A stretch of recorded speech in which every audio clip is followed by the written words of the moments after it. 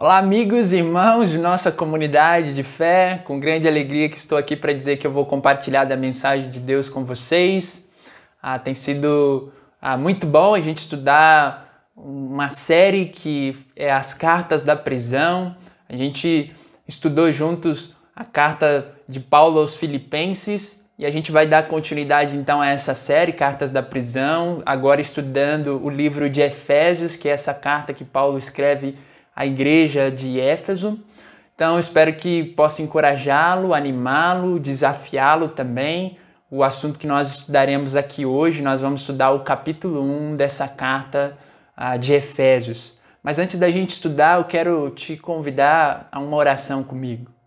Senhor Deus, muito obrigado pelo seu amor leal, Deus, sua graça, sua misericórdia, seu amor genuíno com as nossas vidas. O Senhor tem nos dado tanto, Deus, tem suprido tanto as nossas necessidades. Obrigado, Deus, por tudo que o Senhor tem nos feito. Pedimos agora, Senhor, a Tua graça sobre nós, para que a gente possa discernir a mensagem do Senhor de uma forma espiritual. Que o Senhor use minha vida para transmitir também essa mensagem aos meus irmãos e amigos e que a gente possa juntos sair edificados, moldados pela Sua palavra, cada vez mais entendedores de quem o Senhor é e do seu plano divino para as nossas vidas, Pai. Te peço isso e te agradeço no nome do Teu Filho Jesus. Amém. Então vamos lá, nós vamos estudar, como eu falei, o livro de Efésios agora, mas antes da gente entrar propriamente dita nessa carta aos Efésios, eu acredito que é bom a gente resgatar alguns pontos do que era essa cidade de Éfeso. Então, Éfeso era uma grande cidade da Ásia no período do Império Romano. Éfeso era uma cidade muito grande, havia aproximadamente 300 mil habitantes nessa cidade, uma das cidades muito estratégicas, tinha pontos muito estratégicos para ir para várias outras regiões. Era uma grande, então, metrópole, uma das 5 principais cidades, alguns acreditam, do Império Romano ali. Então havia ali nessa cidade uma das 7 maravilhas da época, do mundo da época, que era o templo da deusa Diana, que era uma deusa que era cultuada pelos efésios. Então, além de ser uma cidade enorme, estratégica, era uma cidade também bastante idólatra, que era muito marcada pela feitiçaria e também pelo ocultismo. Nessa cidade, Paulo ele então vai a essa cidade em sua 3ª viagem missionária. Então ele chega na sinagoga, ele começa a falar na sinagoga, logo as pessoas, os judeus rejeitam a mensagem, alguns creem, mas muitos rejeitam e ele é chamado a não continuar indo nas sinagogas. E aí ele vai e ensina na escola de Tirano, isso ele fica por volta de 2 anos ensinando ali os judeus, de maneira que os judeus e também gregos ali em toda a província da Ásia ouviram acerca da mensagem do Evangelho, a palavra de Deus.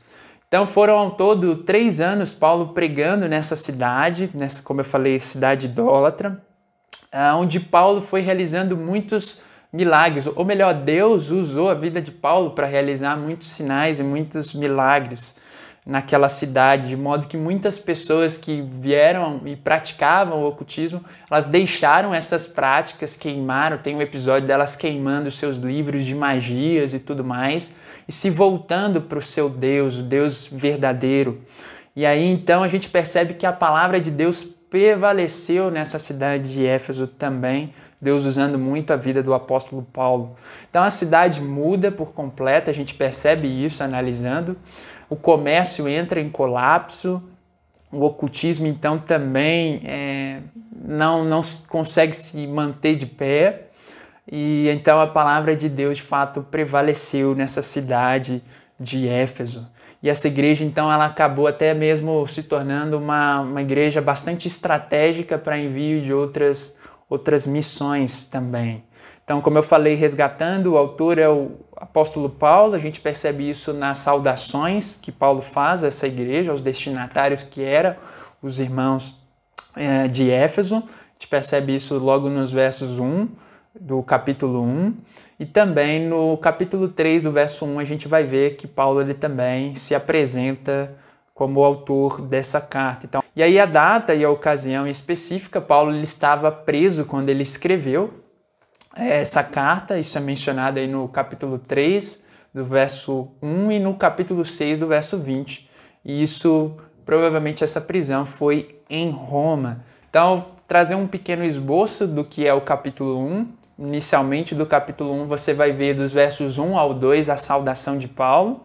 Aí, é uma segunda parte, a gente pode dizer, você vai ver o louvor a Deus por bênçãos espirituais. Então, um louvor de Paulo a Deus pelas bênçãos que Deus estava lhe dando, isso dos versos 3 ao 14, onde ele vai destacar que nós fomos escolhidos pelo Pai, isso dos versos 3 ao 6, redimidos pelo Filho, dos versos 7 ao 10, e selados pelo Espírito Santo, isso dos versos 11 ao 14.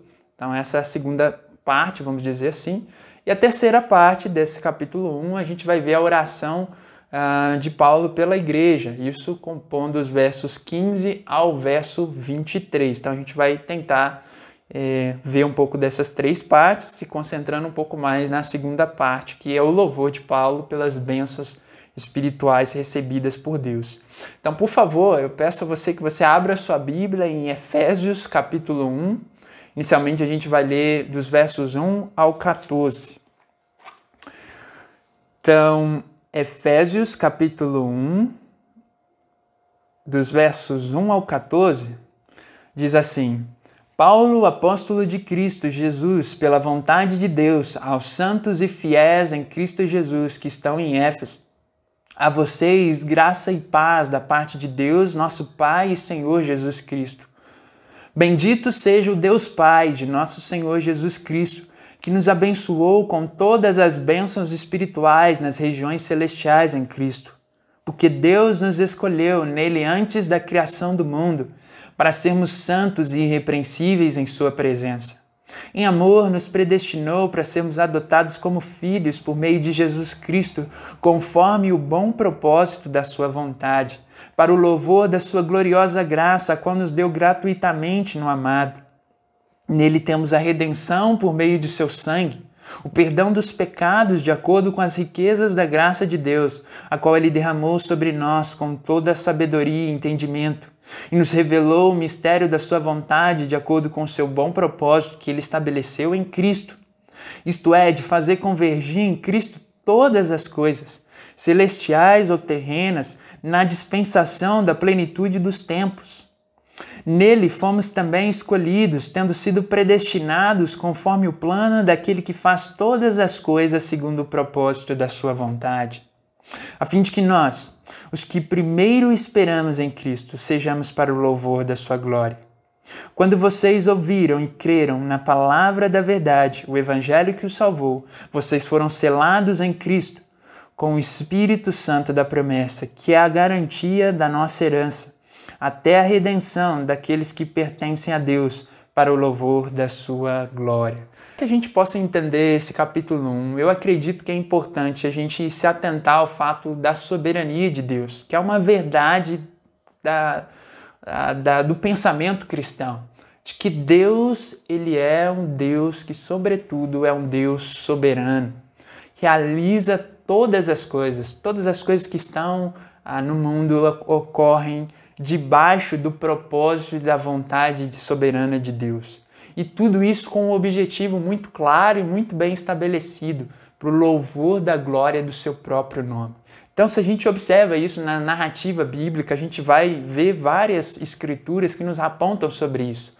A criação, o maior objetivo da criação é para o louvor da glória de Deus, para o engrandecimento, para que Deus pudesse, então, através dos povos, revelar toda a sua glória, todo o seu poder e o seu nome fosse, então, expandido e levantado entre as nações. Então, isso é importante a gente resgatar, porque Deus ele tem um compromisso muito sério com o seu próprio nome e a gente deveria dar muito valor a isso. E ele atua sempre para maximizar, para expandir a sua glória e tornar a sua glória revelada. Existem, como eu falei, inúmeras passagens que apontam para isso. Um outro conceito que também está muito claro nas Escrituras, em várias passagens, é que Deus realiza tudo conforme a sua vontade. Olha o que diz em Isaías 46, dos versos 9 ao 10. Diz assim: lembre-se das coisas passadas, das coisas muito antigas. Eu sou Deus e não há nenhum outro. Eu sou Deus e não há nenhum como eu.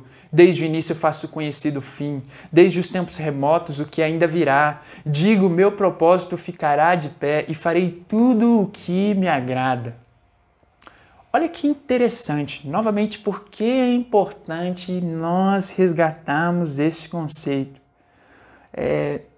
A gente precisa lembrar da soberania de Deus, que Deus realiza as coisas para a glória dele, para que a gente possa entender tudo que o apóstolo também está querendo nos dizer, que todas essas coisas que ele vai explicar aqui só ocorreram por conta da vontade de Deus prevalecer, porque Deus realiza a sua vontade. Então Deus, ele faz tudo conforme o seu propósito e conforme a sua vontade, da maneira que lhe agrada. E é isso que Paulo destaca nesse capítulo 1, que a vontade de Deus foi concretizada na sua vida e na vida daqueles em que Deus está chamando para serem seus filhos. Isso tudo para o louvor do seu nome. Então, ao longo das palavras de Paulo, a gente observa isso, ele destacando muito que a vontade de Deus, que determinadas coisas aconteceram de acordo com a vontade de Deus. E a gente vai se aprofundar em um pouco de cada uma dessas coisas que Paulo revela. E a ideia, então, de Paulo é que a gente também possa compreender essa vontade de Deus. E eu acredito que a vontade de Deus é que a gente compreenda mesmo, de fato, a vontade de Deus, que a vontade de Deus vai ser sempre primeira, sempre vai prevalecer. Então o mundo, amigos e irmãos, não é um mundo que é guiado pelo acaso. O mundo não é um mundo que é guiado por uma direção obscura, no qual Deus não sabe o que vai acontecer. Ao contrário, o universo ele caminha para um fim final bastante ordenado e programado por Deus. E isso era o que trazia esperança a Paulo, que a vontade de Deus realizava. Paulo ele entendia que a vontade de Deus era boa, perfeita e agradável, como diz Romanos 12, 2. Por isso, irmãos, acredito e amigos que se você tem uma crença em Deus, não há o que você temer durante esse período desafiante que nós estamos vivendo em nosso contexto atual. Porque você tem ciência, entendimento que Deus governa sobre tudo e que Ele está ciente, coordenando todas as coisas para um final que vai ser glorioso. Apesar dos desafios, apesar das dificuldades, e Paulo era alguém que inclusive estava em um contexto de prisão, aprisionado e passando por grandes desafios, Paulo mantinha a esperança de que Deus não havia o que temer, porque Deus estava sempre guiando um passo à frente no controle da história e da nossa vida humana como um todo. Sempre um passo à frente. Nós podemos então confiar nesse momento desafiante que nós estamos vivendo. Então eu queria destacar esses conceitos que são primordiais para o cristianismo, da soberania, da glória de Deus e também da vontade de Deus que prevalece em tudo, como pontos que eu acredito que vai nos ajudar a entender este capítulo. Então, voltando lá agora, entrando propriamente dito no capítulo 1, a gente percebe que nos versos iniciais, Paulo ele já se apresenta no verso 1 justamente com essa posição. Eu, Paulo, apóstolo de Cristo, pela vontade de Deus. Ele entendia que o chamado que ele tinha recebido de ser um apóstolo, de ser um enviado da parte de Deus para anunciar a mensagem, era pela vontade de Deus e não meramente pela sua própria vontade, pela vontade de Deus, não do homem, não de homem algum. Aí no verso 2 a gente vê o remetente, ele fala, aos santos e fiéis em Cristo Jesus, que os fiéis, os santos aqui são um grupo de pessoas que é separado por Deus, não é de ser perfeito, então ele está falando sobre esse tipo de santidade, de pessoas que são separadas por Deus. E aí, a partir do verso 3, ele já começa a exaltar a Deus, ele começa a glorificar a Deus, engrandecer o nome de Deus pelas bênçãos que Deus estava realizando. Por compreender, então, a soberania de Deus, a grandeza de Deus, Paulo ele começa a bendizer a Deus, a adorar a Deus. E a adoração que Paulo ele faz, ela acaba destacando a obra de Deus, do Deus Trino, e na sua essência, que é uma essência maravilhosa. Paulo ele destaca então essa obra do Deus Trino de uma maneira muito clara nesse capítulo. E quais obras são essas? De que nós somos escolhidos pelo Pai, então ele destaca esse aspecto do Pai trabalhando como alguém que escolhe. Dos versos, então, dos 3 ao 6, a gente vê isso, escolhidos pelo Pai, redimidos pelo Filho, isso dos versos 7 ao 10, então o Filho como alguém que redime a gente, e a gente vai entender isso, e selados pelo Espírito, então o Espírito fazendo esse papel de nos selar. Então, isso a gente destaca, então, que há um trabalho em conjunto de Deus Trino no processo de salvação e da vida humana.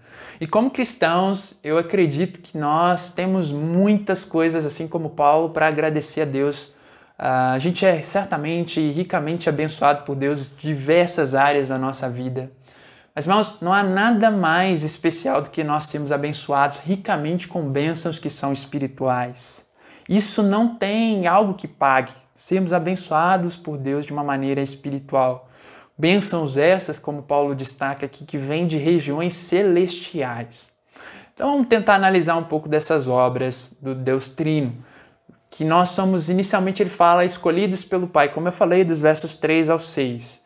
E aqui o destaque que ele faz no verso 4 é que nós somos escolhidos pelo Pai antes mesmo da criação do mundo, com um propósito que foi estabelecido de antemão, então, por Deus.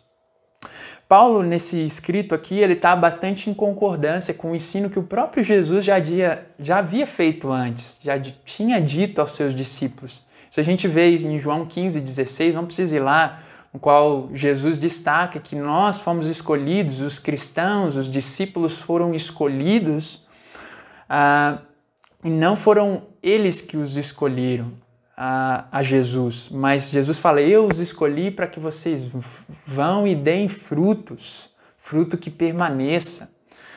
Então já existe uma sintonia entre os ensinos de Paulo e os ensinos de Jesus. Paulo não vem trazer ideias novas da sua cabeça, mas sempre alinhadas com os ensinos de Jesus. Então, se você é um cristão fiel a Deus, você precisa se lembrar constantemente que não fomos nós que escolhemos Deus. Não fomos nós, mas Deus nos escolheu.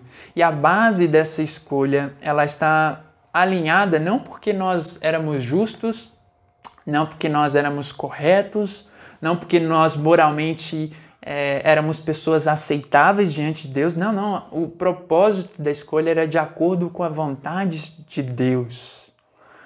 Então, isso quer dizer que a escolha de Deus não havia um chamado pré-requisito. Então você não vê, tipo assim, Deus pensando assim, vamos ver, vou escolher um grupo de pessoas que farão parte da minha família. Como que eu vou usar esse processo? Eu vou fazer uma listinha e vou anotar quem está caminhando bem, quem está fazendo as coisas certinhas.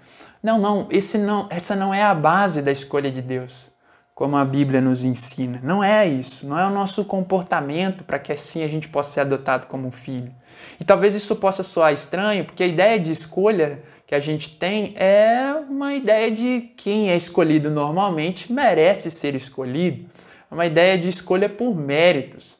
Por exemplo, a gente tem isso muito enraizado, de que geralmente se você é chamado para realizar alguma coisa, se você é chamado para realizar algum objetivo, é porque você é bom naquilo. No sentido, você até fez por merecer ser escolhido para determinado fim.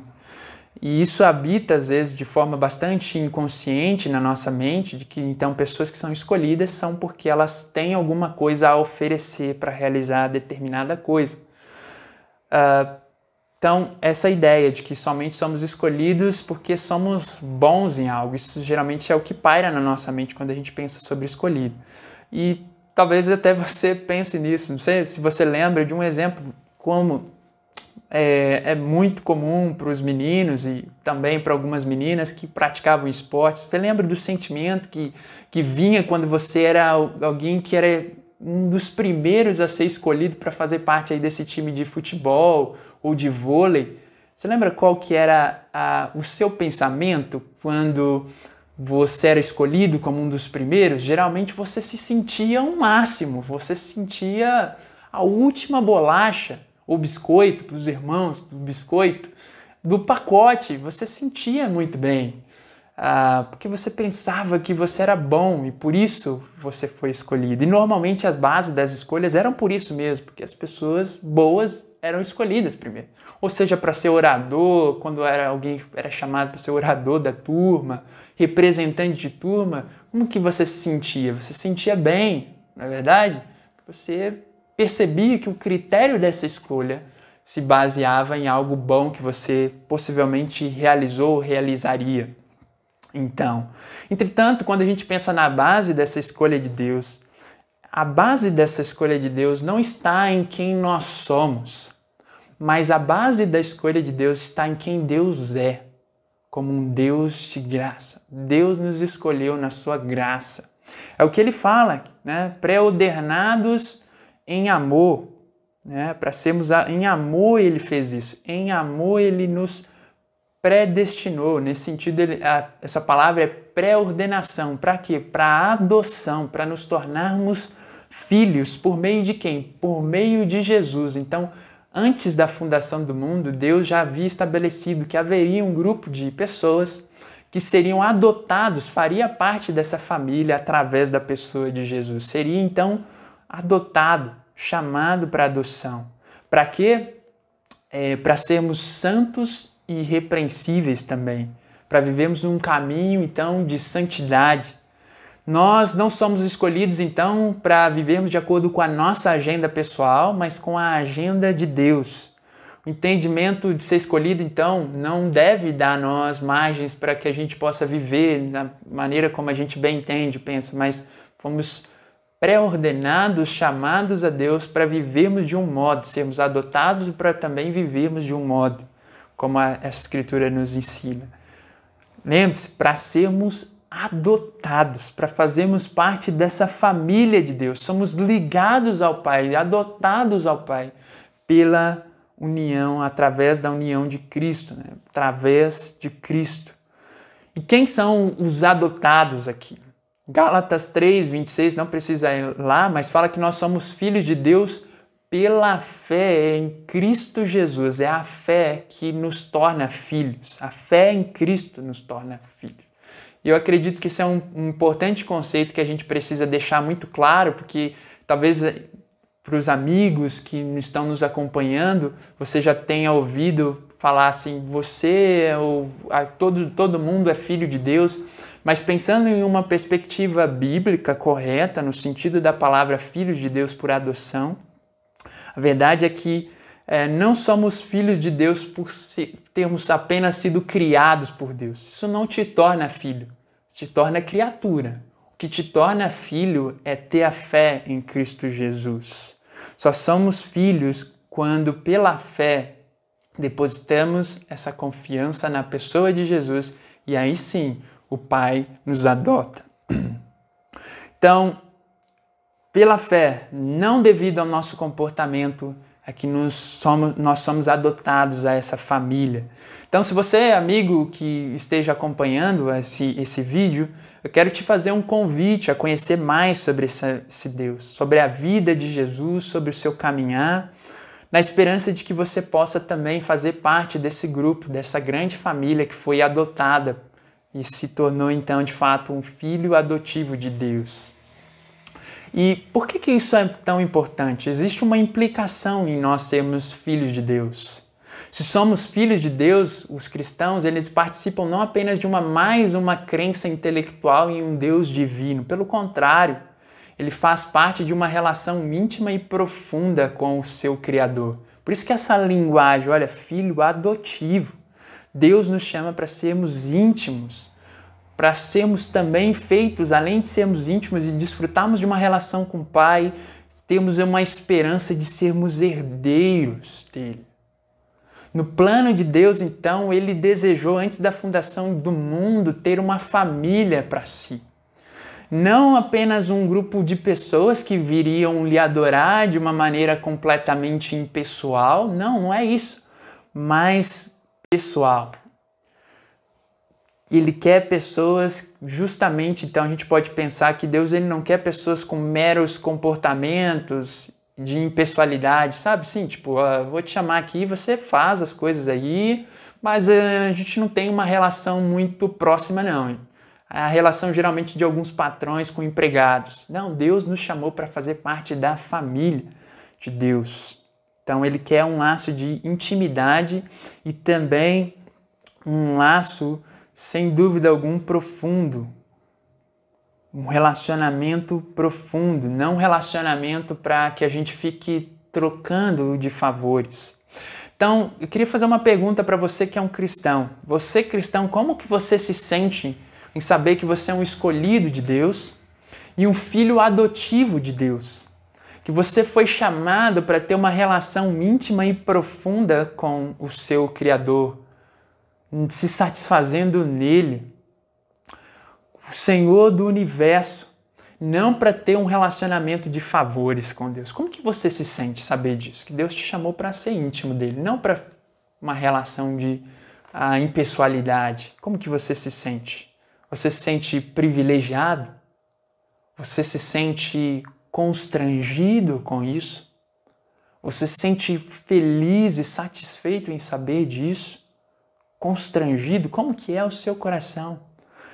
Sabe, é triste saber que muitos são escolhidos por Deus para sermos chamados e adotados pela família de Deus e a gente não vive assim. Triste saber que existem alguns que não vivem assim, aproveitando do seu Criador, de uma relação íntima e profunda com o seu Criador, se satisfazendo nele, se deleiciando nas Escrituras, em oração, em momentos de comunhão e intimidade com o seu Criador, tendo no seu Criador a fonte máxima de prazer, não as coisas desse mundo, mas seu Criador. Isso é triste. Lembre-se que o propósito final, olha lá no verso 6, ele fala assim, qual que é o propósito, o último final da escolha? O propósito final é para o louvor da sua gloriosa graça, a qual nos deu gratuitamente no amado. Então, ele decidiu nos escolher antes da fundação do mundo. Nos escolheu, nos adotou, nos aceitou em sua família, para o louvor do seu nome. Então, o propósito final e último de Deus foi o louvor do seu próprio nome. Então, outra boa obra do Deus Trino a gente vai analisar dos versos 7 ao 10, agora com a pessoa de Jesus, que nós somos redimidos pelo Filho. No verso 7 é interessante a gente destacar isso, que fala que como um cristão, a Bíblia relata que um cristão ele tem a redenção por meio do sangue, de acordo com as riquezas da graça de Deus. Então essa palavra aqui que é usada de perdão dos pecados na ARA, que é a Almeida Revista e atualizada, ela vai trazer, em vez de perdão de pecados, redimidos. E essa ideia eu acredito que carrega um aspecto muito interessante, porque essa palavra significa que havia uma sentença em um sentido de escravidão ali. Nós estávamos debaixo de um sistema de escravidão. A Bíblia, então, para você que nos visita, relata que uma vida sem Deus é uma vida de escravidão, onde você é escravo do pecado, dominado pelo pecado. E o que isso significa? Que não existe essa falsa ideia que a modernidade nos aponta que você é livre para fazer o que você bem entende, que você tem uma liberdade para realizar, parar e fazer e decidir sobre tudo e ser autônomo em tudo. Isso não é muito bíblico, isso não é o que a Bíblia nos aponta. A Bíblia nos fala de que nosso coração ele é dominado por algo. Para que você possa entender isso bem, eu quero te dar talvez uma pequena ilustração. Quantas vezes, por meio de uma pergunta, pensa aí você, quantas vezes você já não se viu fazendo coisas que um dia você jamais julgou fazer? Que você falou assim, isso aqui eu não vou fazer de jeito nenhum. E você se pegou sendo induzido a realizar essa coisa, mesmo que você não quisesse muito inicialmente realizar essa coisa. Uma outra pergunta, quantas vezes você talvez até prometeu para você mesmo que você iria parar de cometer alguma coisa que você no íntimo sabe que é uma coisa ilícita, que você tem consciência de que isso não é moralmente aceitável, que isso não é bom, mas muitas vezes ainda assim você não consegue parar. Isso talvez seja alguns indicativos do que eu acabei de dizer, que existe uma inclinação muitas vezes no seu coração que te leva a fazer determinadas coisas. Então, essa falsa ideia de liberdade precisa ser questionada, precisa ser analisada, porque muitas vezes nós somos cativados e dominados por algumas coisas em nossa vida.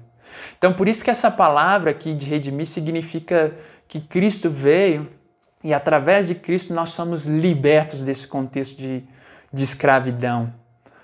Tem alguém que pagou um preço para que a gente fosse liberto. E foi exatamente isso, é exatamente isso que a Bíblia nos aponta, que Cristo fez isso por nós. Nós podemos ter então uma relação profunda com Deus, não mais vivendo sobre um sistema de escravidão do pecado, onde a gente é dominado por determinadas coisas, mas Ele nos devolve a liberdade em Cristo. É isso que a Bíblia nos ensina. E isso teve um preço altíssimo, e é o que relata aqui nessa passagem. Um preço de sangue. Foi um preço altíssimo, mediante a graça de Deus, nós fomos libertos. O cristão é liberto mediante a graça de Deus. Ele morreu então para remover a nossa culpa. E é isso que nós cristãos, entendemos que é a graça. A graça é um favor imerecido, não tem a ver com a nossa bondade, mas tem a ver com o desejo de Deus de, apesar de termos se distanciado dele, vivido uma vida voltada para as coisas que não são de Deus, Ele veio na pessoa de Jesus e se colocou disposto a dar a sua própria vida para que a gente pudesse, então, ter uma vida e uma relação profunda com Deus. Isso é muito interessante, porque Paulo ele era um exemplo disso. Uma das pessoas que perseguia a igreja, se você vai entender um pouco da vida de Paulo, você vai observar isso. Ele era um perseguidor de cristãos antes da sua conversão, e depois ele se rende a Cristo. Ele foi convidado por Cristo a participar dessa graça de Deus. E o Filho, então, veio a este mundo, e veio e revelou a vontade do Pai, como diz aí no verso 9. Então o Filho veio, nos redimiu, nos perdoou, nos revelou qual era a vontade do Pai. E aí no final do verso 12 a gente percebe isso. Qual o objetivo de tudo isso? Qual o objetivo de Filho ter redimido, perdoado e revelado? No verso 12 ele destaca: para o louvor da sua glória, da glória de Deus. Então Cristo também realiza isso. Para o último fim era a glória de Deus. E aí então a outra parte que nós temos da atuação do Deus Trino vem através da pessoa do Espírito Santo, que diz que nós então somos selados pelo Espírito. Isso dos versos 11 ao 14. E aí, quando é que nós somos selados? Que é que fala aí no verso 13, quando ouvimos e cremos na verdade. O que é essa verdade? A verdade do Evangelho. Quando nós ouvimos, os cristãos ouvem o Evangelho, respondem no sentido de entenderem profundamente o que é o Evangelho, a vida de Jesus, sua morte, o seu sacrifício. Ele é selado pelo Espírito Santo, ele recebe o Espírito Santo, é o próprio Deus vindo para habitar na pessoa do cristão, do crente em Jesus Cristo. O Espírito fazendo morada na vida dos que creem em Jesus. E isso, de novo, mostra muita questão de pessoal. Deus nos dá algo tão glorioso e tão maravilhoso como receber do próprio Espírito de Deus. E o que isso significa que nós fomos selados pelo Espírito? Existem algumas linguagens que nos ajudam a entender o que seria esse selo. Para você ter uma ideia, esse selo tem a ver com uma espécie de uma transação consumada também, o selo. O que acontece? Existem alguns estudiosos que apontam que no período ali em questão, os compradores de madeira em Éfeso, eles tinham o costume de colocar selos nas madeiras que tinham sido já vendidas e só depois os mercadores iriam buscá-la. Então o selo era uma espécie de transação ali que estava consumada. Ó, essa aqui é do fulano de tal. Então já eram marcações para que as pessoas pudessem buscar as suas madeiras. Então, uma espécie de marcação.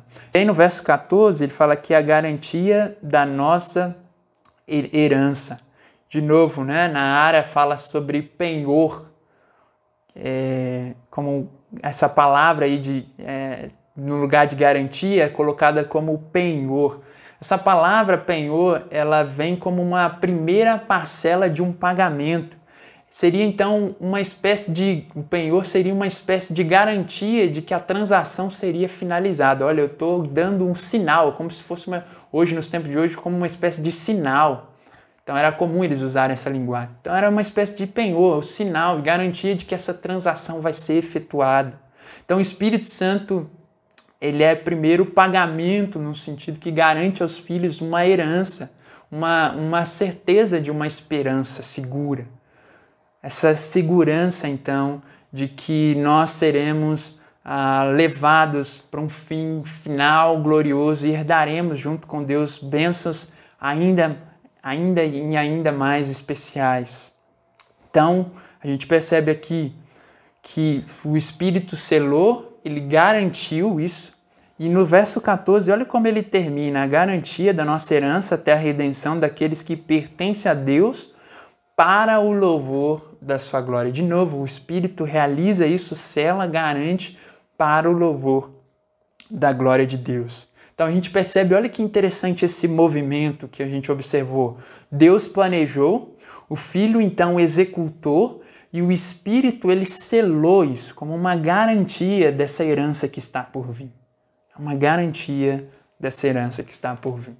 Por que eu acredito que é importante nós resgatarmos, então, estes conceitos? Eu acredito que é importantíssimo a gente resgatar esse conceito para o entendimento de quem nós somos em Cristo. Olha quantas coisas nós vimos. Os cristãos, eles são escolhidos, preordenados por Deus e adotados. Então você precisa entender muito bem quem você é, o seu chamado, a herança que lhe aguarda. Se você não entende isso, existe muita perda nesse processo. Tim Keller, em um dos seus livros, Encontros com Jesus, que é um livro que eu gosto bastante, ele pode nos ajudar um pouco sobre essa questão da preciosidade de quem nós somos em Cristo, para que você entenda isso. Então, ele diz assim no seu livro: mesmo sendo cristão, que é bem provável que a gente possa viver a nossa vida como se isso não fosse verdade. É provável, ele fala, que a gente perceba, que a gente não perceba a magnitude do que é a gente ter o Espírito sendo oferecido a nós. E aí ele nos dá uma imaginação, uma linha de imaginação. Eu gostaria que você pensasse também sobre isso. Imagine se ele fala um bilionário com 3 notas, você tem ali 3 notas de $10, você pega um táxi e aí você termina a corrida deu $8, você dá uma nota de $8 para esse taxista e aí, tudo bem, você sai e depois no final da tarde você abre a sua carteira, você tinha 3 notas de $10, você deu uma de $8. E aí então no final da tarde você descobre que só tem uma nota de $10. E aí você fica pensando, peraí, eu dei uma de 10, deu 8, cadê a outra nota de $10? E aí você fica imaginando talvez aonde que você perdeu essa nota, será que eu deixei cair? Será que eu perdi em algum outro lugar? Mas que atitude você toma agora como um bilionário? Ele nos ajuda a pensar. Você vai ficar demasiadamente chateado, entendendo que você é um bilionário porque você perdeu $10? O ocorrido vai estragar o seu dia, você vai ficar mal-humorado por conta disso, pesado, reclamando com as pessoas à sua volta. Você vai pensar em ir para a polícia denunciar porque você perdeu, para a polícia varrer todo o território até achar sua nota de $10? Não. O que você normalmente faria? Você ia dar ombros, né? Não ia ser muito significativo isso. Por quê? Não seria tão significativo? Porque você entende que você é um bilionário. Você entende quem você é. foram apenas $10 para você. Você é rico demais para se preocupar com tudo isso, nesse exemplo. Então lembre-se, cristãos, de quem nós somos. A gente precisa se lembrar de quem nós somos em Cristo, do valor que nós temos. Às vezes a gente pode se apavorar com determinadas situações que acontecem à nossa volta, ou circunstâncias que nos impedem muitas vezes de lembrar. E a gente precisa se lembrar de quem nós somos. Espera aí, eu sou filho de Deus, chamado por Deus e, portanto, eu recebo da parte de Deus o cuidado de Deus. Eu tenho uma herança que é muito gloriosa. Então, eu acredito que isso pode nos ajudar a resgatar esse entendimento de quem nós somos em Cristo. Eu acredito que também outro aspecto que pode nos ajudar é a gente sempre dar glórias a Deus. Porque existe sempre uma tentação da gente querer uma glória que não é nossa e não dar glória a Deus. Então, acho que é bom a gente lembrar dessas coisas que em matéria de salvação tem uma ação trinitária do Deus Trino atuando ali no processo redentivo. E nós só podemos viver, então, ao lado de Deus e fazer parte dessa família porque Ele nos chamou na sua graça. Então a gente pode dar glórias a Deus e graças a Deus por isso. E também a gente aprender a se submeter à vontade de Deus. Como Paulo fala, olha, tudo isso é pela vontade de Deus. Então coisas incríveis são ocorrências da vontade de Deus. E é bom que a vontade de Deus de fato prevaleça. Eu lembro de um filme que talvez alguns de vocês já devam ter assistido, um filme chamado Todo-Poderoso, do Jim Carrey. O ator é o Jim Carrey. Ele está fazendo em questão o papel do Bruce Nolan, que é um jornalista que tinha uma vida praticamente perfeita, levava a vida super bem, e aí só que tem um determinado momento da vida dele em que as coisas começam a dar errado. E aí então ele começa a questionar Deus, a maneira como Deus estava organizando todas as coisas, como ele comandava a terra, e ele desconta toda a sua frustração nesse Deus. E então no filme em questão, Deus aparece para ele e fala assim, eu vou dar os meus poderes a você para que você possa reger o mundo, possa guiar o mundo durante um determinado período, para que você entenda o que é essa minha função. E aí então Bruce, ele se vê como com todos os poderes de Deus, sendo onisciente, onipresente, onipotente, e aí ele se vê muito tentado a realizar os pedidos das pessoas, a agradar todo mundo, e assim ele faz. Existem várias pessoas que pedem para ganhar na loteria e tantas outras milhares de coisas e ele vai concedendo. E aí você se lembra, você que assistiu o filme, você se lembra como foi o resultado de tudo isso? A gente observou no filme que foi um grande caos, na verdade. Foi um caos gigantesco. Então, naquele momento, parece que Bruce, no caso o Jim Carrey, representando o Jim Carrey, se deu conta de que essa não era uma tarefa tão simples como ele tinha imaginado. E aí ele percebeu que algo que talvez a gente não entende tão profundamente, que existe sim um motivo e a maneira como Deus rege, por mais que a gente não entenda a maneira, mas existe um bom motivo por detrás de todas as coisas. E se Deus também atendesse inclusive todas as nossas vontades, era bem provável que o mundo seria um grande caos. Então, bom é mesmo a gente, irmãos e amigos, a gente confiar na soberana vontade de Deus para as nossas vidas, que é boa, que é perfeita e que também é agradável. E aí, para terminar, só vou destacar o terceiro ponto de uma oração pela igreja. É um pequeno trecho onde Paulo ele diz no verso 18, oro também para que os olhos do coração de vocês sejam iluminados, a fim de que vocês conheçam a esperança para a qual ele os chamou, a riqueza da gloriosa herança dele nos santos.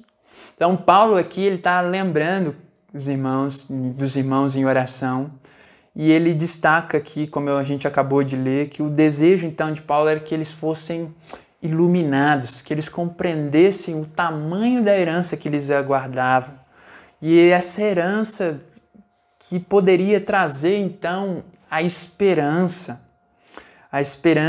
na bondade de Deus e aguardando, então, Deus revelar em um momento oportuno todo o seu poder e o seu senhorio.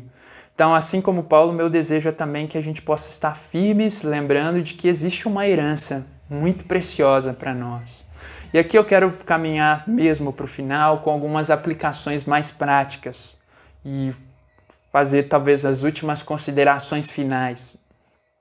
Então, o que relembrar que Deus orquestrou e escolheu um povo para si pode me ajudar? Eu creio que muito, a gente já falou algumas coisas. Então, como eu falei, nos ajuda a andar gratos, render glórias a Deus, andarmos seguros de que nós somos amados, de que existe a misericórdia de Deus atuando em nossas vidas. Então, isso pode nos ajudar a andarmos mais satisfeitos, e é isso o meu desejo, uma aplicação que você se satisfaça mais em Deus.